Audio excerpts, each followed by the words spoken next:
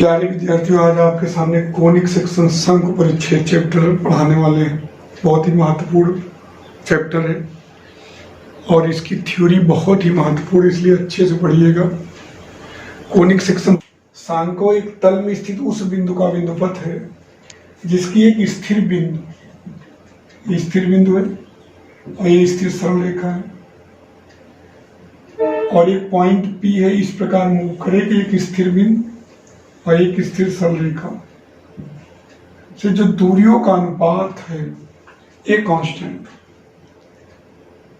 यानी कि एक तल में एक पॉइंट P है, वेरिएबल पॉइंट है, वो इस प्रकार मूव करे कि उसकी एक स्थिर बिंदु और एक स्थिर सरल रेखा से दूरियों का अनुपात क्या हो, वो कांस्टेंट।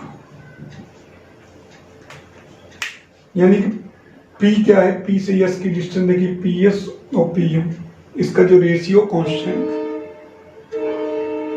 एक तल में स्थित उस बिंदु का बिंदुपथ जिसकी एक स्थिर बिंदु और एक स्थिर सरल रेखा से जो दूरियों का अनुपात हो वो अचर। शंकु एक तल में स्थित उस बिंदु का बिंदुपथ है जिसकी एक स्थिर बिंदु और एक स्थिर सरल रेखा से दूरियों का अनुपात अचर है। The locus of a point in a plane in such a way that the ratio of whose distance from a fixed point and a fixed line is constant is known as conic section। ध्यान दीजिएगा, स्थिर जो बिंदु है, fix point है, इसको क्या बोलेंगे, फोकस, नाभि। और स्थिर सरल रेखा जो BC दिख रही है आपको, इसको क्या बोलेंगे, डायरेक्ट्रिक्स, नियता।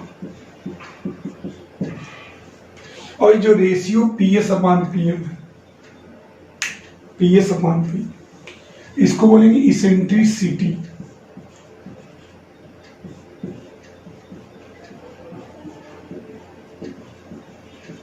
उत्केंद्रता। ये जो रेशियो PS/PM, इसी को क्या बोलेंगे, उत्केंद्रता।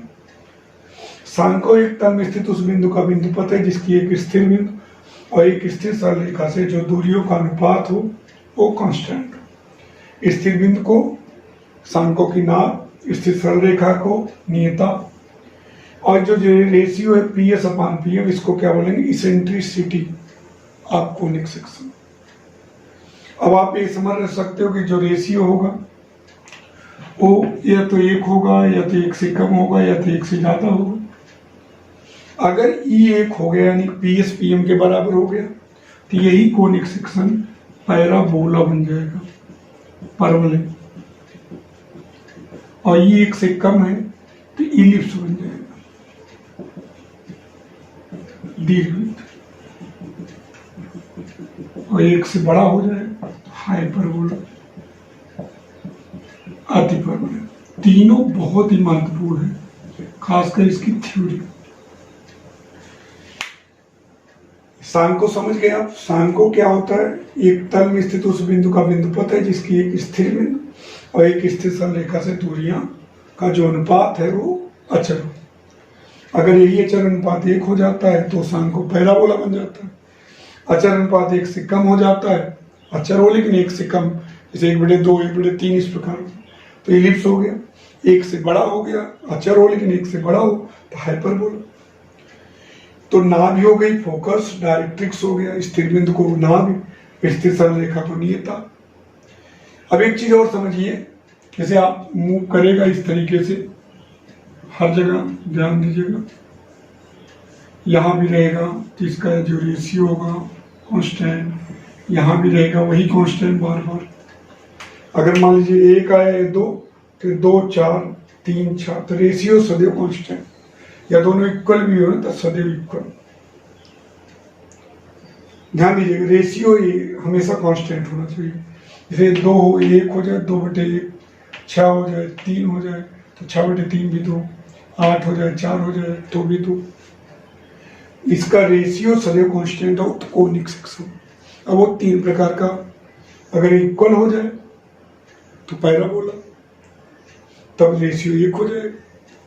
अगर 1 से कम हो, अचर हो लेकिन 1 से कम हो तो इलिप्स हो जाएगा। अचर हो लेकिन अगर 1 से बड़ा हो जाए तो हाइपरबोला हो जाएगा। कुछ चीजें और सीखते हैं इसमें, जैसे आप देखिए एक स्ट्रेट लाइन ये है which is passing through focus of the conic section and perpendicular to the directrix of the conic section।